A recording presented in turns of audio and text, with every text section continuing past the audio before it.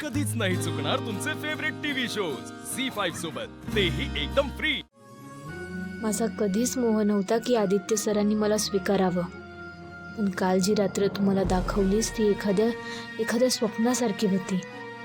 माझा अजून बी विश्वास बसत नाही की हे समजा सत्य आहे, पण आता पुढे समजा तुझ्या हातात आहे। मला खात्री आहे तू जे योग्य आहे तेच करशील।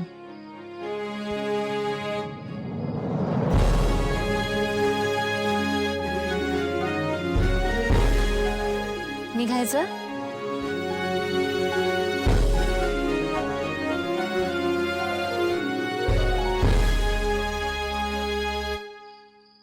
आदित्य सर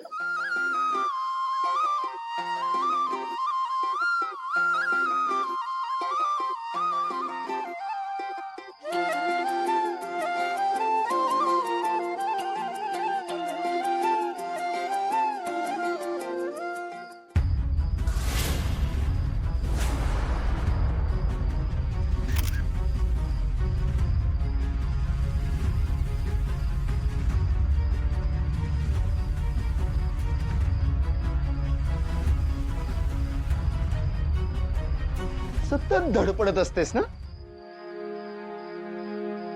चला चला। सांभाळून। होय। गुरुजी, शेवंत बाळा, गुरुजी, तुमचा निरोप मिळाल्या आम्ही लगेच निघालो। खरं सांगू तर त्या दिवसापासून मन खूप अस्वस्थ आहे हो। अहिल्या देवी, जे घडलं ते निश्चितपणे घडायला नको होतं, पण विधिलिखित आपण टाळू शकत नाही। गुरुजी, आदित्यला असं संकटाच्या छायेत बघवत नाही हो। तुम्ही काहीतरी ठोस उपाय सांगा ना। अहिल्या देवी, तुमची पुण्याई आदित्य सोबत होती, आहे आणि राहणार, पण ज्या व्यक्तीमुळे मूर्तीचा अवमान झाला त्या व्यक्तीला देवाला शरण जावंच लागेल, कारण दुसरा पर्यायच नाही आहे। राहिला प्रश्न आदित्यचा। आदित्यच्या जीवावर संकट होतं हे खरं आहे, पण कर्मगती वेगळीच असते। आदित्यच्या जीवावर आलेलं संकट दुसऱ्या कोणीतरी आपल्या स्वतःवर घेतलेलं आहे।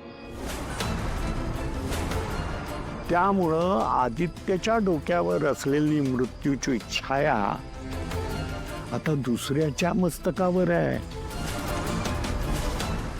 एखाद्याच्या जीवावरचं संकट स्वतःच्या जीवावर घेणं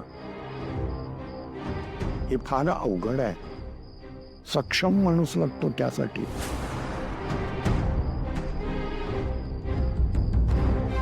हे केवळ जन्मोजन्मीचे ऋणानुबंध असल्याशिवाय होत नाही।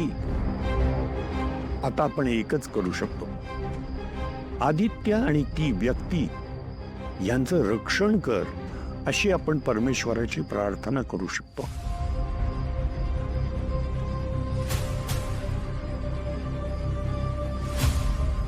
माझ्या आदित्यचं आणि ती जी कोणी व्यक्ती आहे तिचं रक्षण कर देवी। या निश्चिंतपणे सुखरूप घरी जा।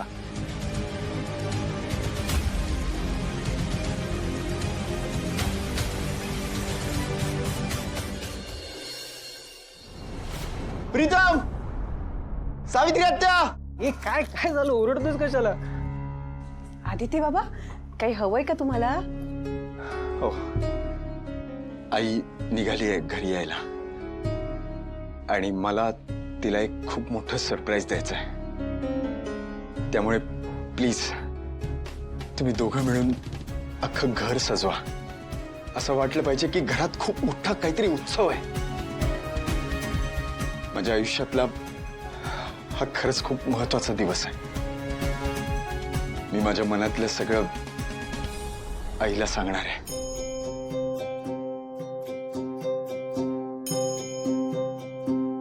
आता तू बघच किती मस्त सजवतो घर।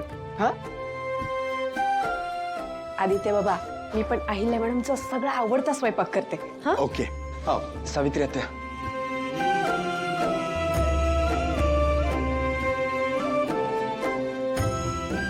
ओके. चालेल.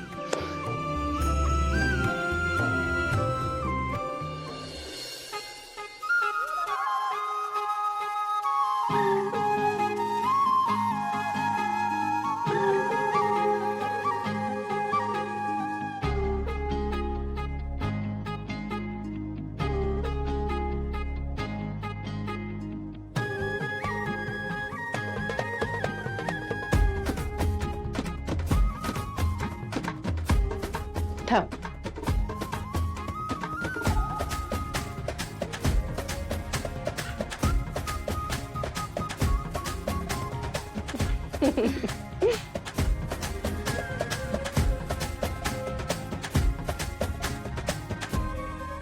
पारू बाळा, शेवटी तुला तुझ्या हक्काचं सगळं मिळणार. तुझ्या हक्काचं घर मिळणार, तुझ्या हक्काची माणसं मिळणार. खूप खुश आहे. सावित्री आत्या, समध्यात आधी माझ्या आणि आदित्य सरांच्या नात्याबद्दल तुम्हाला कळलं होतं. आणि माझा तुझ्या प्रेमावर पूर्ण विश्वास होता.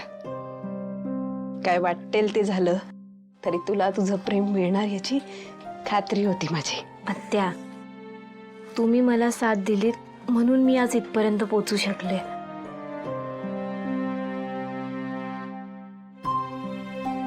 आणि आत्या, आदित्य सरांचं बी माझ्यावर तेवढंच प्रेम आहे. मला आयुष्यात दुसरं काय बी नको. आज समजा आदित्य सरांच्या मनाप्रमाणे होणार आहे.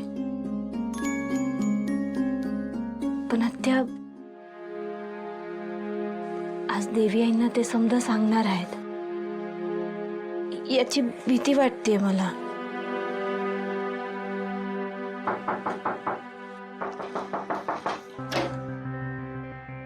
आदित्य बाबा, या. परवा आलीच मी.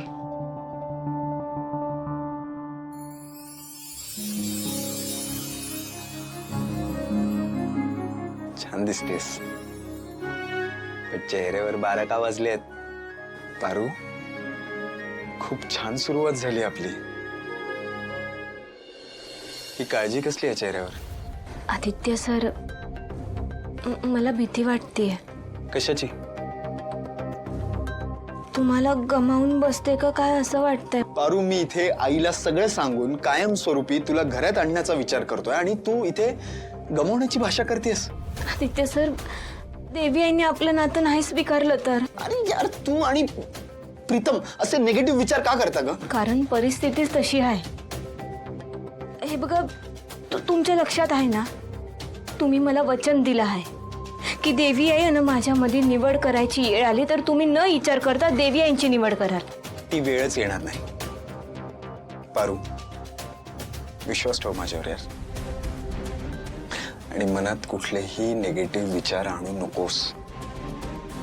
इतकी छान तयार झालीस तू. बघ, आई आपल्या दोघांना एकत्र बघून खूप खुश होणार आहे. I promise. Zee 5 app download करा आणि पहा सर्व एपिसोड्स एकदम फ्री.